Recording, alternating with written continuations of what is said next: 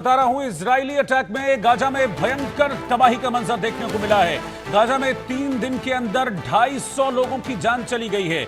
बंधकों की रिहाई के लिए बड़ा मिलिट्री ऑपरेशन इस वक्त इजराइल चला रहा है और गाजा को खाली कराया जा रहा है। इस वक्त इस ऑपरेशन के तहत हमास के करीब 150 ठिकानों पर इजराइल ने ये बम बरसाए हैं और आप तस्वीरें देखिए कि कैसे इस समय गाजा पूरी तरीके से दहल रहा है।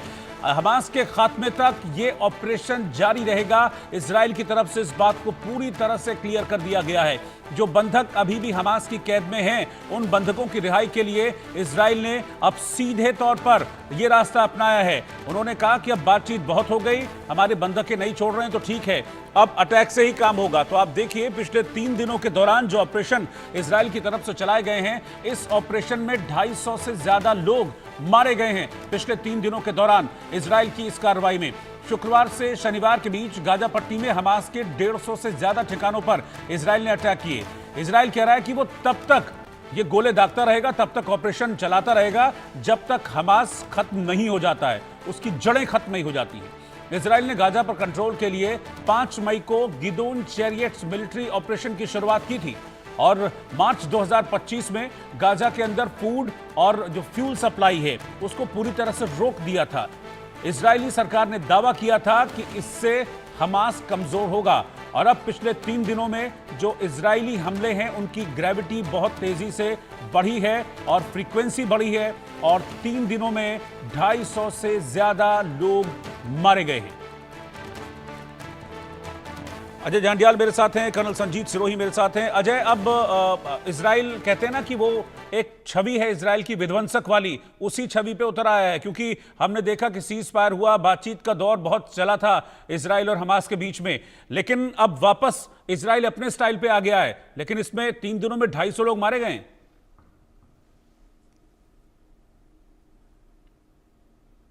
देखिए रोहित, एक चीज बड़ी साफ है कि जब इजराइल और हमास के बीच सीजफायर को लेकर बातचीत हुई थी, अमेरिका की तरफ से ट्रंप ने मीडिएशन की और उन्होंने कहा कि इजराइल जो चाहता है उसके बंधक पूरी तरीके से रिलीज हो जाए, तो उसको लेकर हमास को कहा गया था, मगर हमास ने इस चीज को इनकार कर दिया और पार्ट्स में लोगों को छोड़ने का सिलसिला शुरू किया।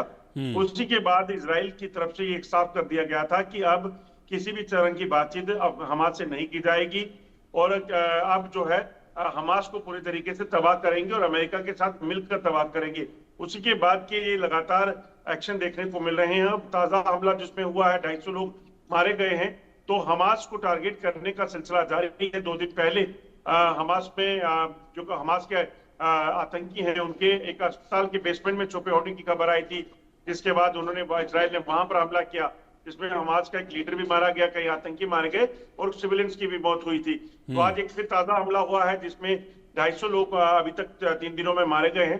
तो ये कहीं ना कहीं बताता है कि इजराइल ने जो कहा था कि हमास को पूरी तरीके से तबाह करेंगे, वो सिलसिला अब शुरू हो गया है। और सबसे बड़ी बात यह है कि अब देखिए, कोई भी मीडिएशन की लेकर या सीजफायर को लेकर बातचीत के लिए आगे नहीं आ रहा है, क्योंकि इजराइल ने साफ कर दिया है कि अब किसी तरह की बातचीत नहीं होगी, क्योंकि हमास ने पूरी तरीके से हमारी बात को, जो सीजफायर को लेकर जो शर्तें रखी गई थी, उसको मानने से मना कर दिया था।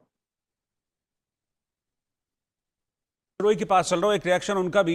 कर्नल सिरोही, जिस तरीके से इजराइल कहते हैं ना अब टोटल डिस्ट्रक्शन पर उतर आया है, जाहिर तौर पर जो गाजा में रहने वाले आम फलस्तीनी हैं उनके लिए तो ये कम से कम अच्छा मैसेज नहीं है, क्योंकि फ्यूल और फूड तो पहले ही रोक दिया था, बड़ी रोती हुई तस्वीरें सामने आई थी, लेकिन इजराइल बड़ा स्टिक है अपने इस ऑपरेशन को लेकर।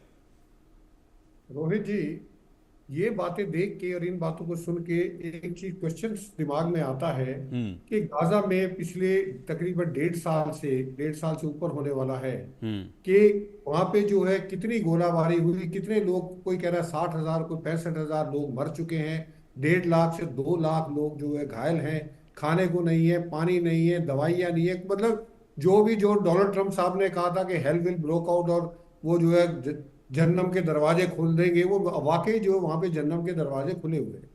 अब सवाल इस चीज का आता है कि जो डोनाल्ड ट्रंप साहब भारत और पाकिस्तान के बीच में 4 दिन के जो सो कॉल्ड युद्ध हुआ, उसमें डोनाल्ड ट्रंप साहब कहते हैं कि मेरी पूरी एडमिनिस्ट्रेशन पूरी रात जो है नेगोशिएट करती रही और हमने सीजफायर करा दिया, और वो जाके इस चीज को दुनिया में चारों तरफ बोल रहे हैं, कहने मैंने न्यूक्लियर वॉर जो था वो टलवा दिया, जिससे लाखों आदमी मर जाते।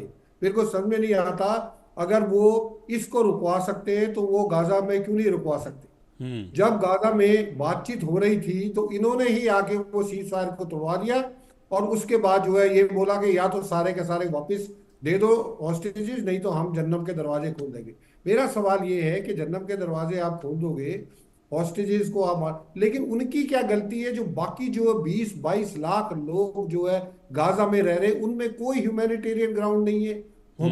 जो है अमेरिका हमेशा ह्यूमैनिटेरियन ग्राउंड की बात करता है, ह्यूमन राइट्स की बात करता है, क्या वहां पे कोई ह्यूमन राइट लागू नहीं है। तो मेरा ये जो दोहरापन है अमेरिका का, जो हिपोक्रेसी है, इससे मेरे को बहुत ज्यादा चिंता रहती है, और इस चीज से मेरे को बड़ा गुस्सा रोष रहता है मेरे मन में कि ये डबल स्टैंडर्ड क्यों है।